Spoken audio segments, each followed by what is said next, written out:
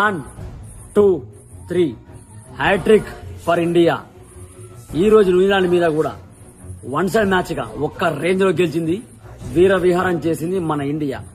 And ఎవ్వడి మీద ఆధారపడకుండా semi-final కి క్వాలిఫై కూడా అయిపోయింది. అండ్ ఈ మ్యాచ్ లో మాక్సిమం న్యూజిలాండ్ అనుకున్నాం కానీ బట్ ఇండియా మాత్రం వన్ సైడ్ మ్యాచ్ ని ఒక్క రేంజ్ లో లాక్కొచ్చేసింది.